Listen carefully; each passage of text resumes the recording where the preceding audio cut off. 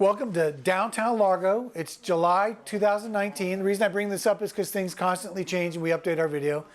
This is where we do our buying and selling, brick and mortar store, coins, gold, diamonds, jewelry, gift art, crystal, just about anything.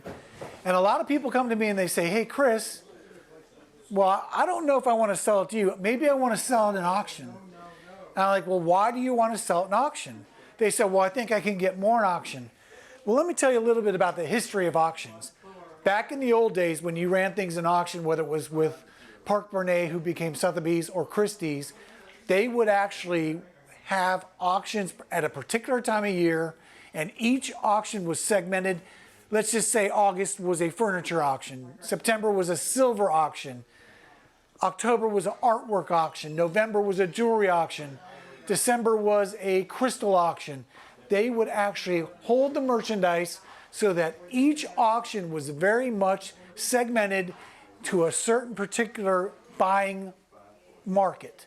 So they would hold all of the furniture because they wanted all the furniture buyers at one auction. What's happened since then, of course, is we all have heard of the internet.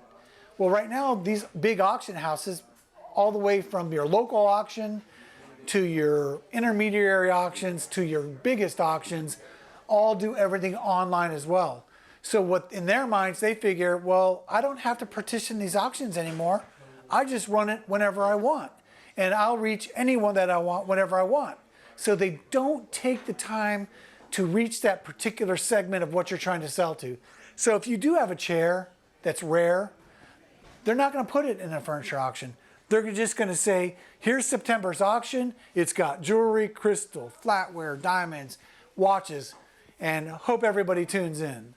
So what that means is you're not getting a specialized market anymore. You're getting hopefully everyone, but on some cases, unfortunately, because it's not partitioned, the discrete buyer, he's not going to be monitoring, or she's not going to be monitoring every month for a certain piece of furniture. They're probably not monitoring at all. And couple that with, we've all heard it, kids don't want it, so grandma or mom and dad is selling it.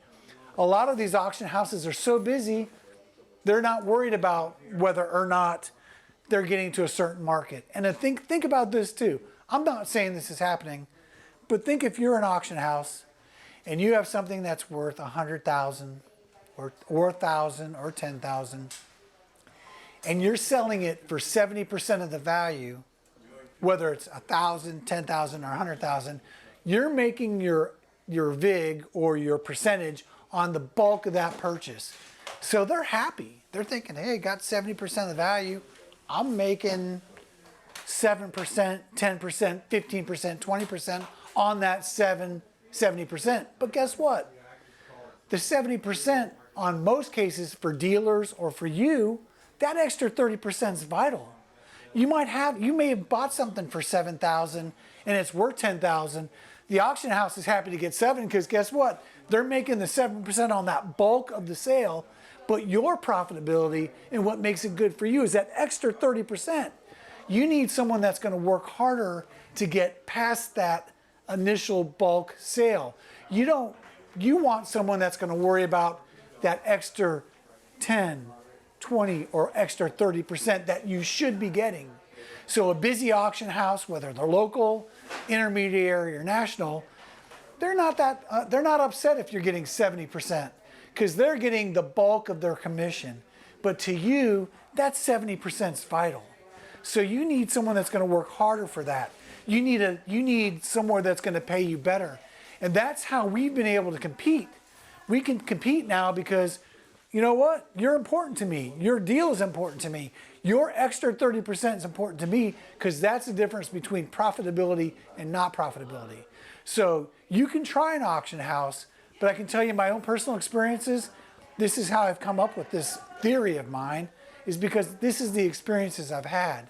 So I would question or raise this question before you put an auction is, are they working harder for you to get that extra percent? Are they working harder than your local business? The answer, I believe, is no. I think that we work harder, we have the outlets, and that we can help you, and that I do care about that extra 20, 30, 40, 30%, because that's the difference of why you deal with them and why you deal with us. With that in mind, feel free to text me, call me, or email me.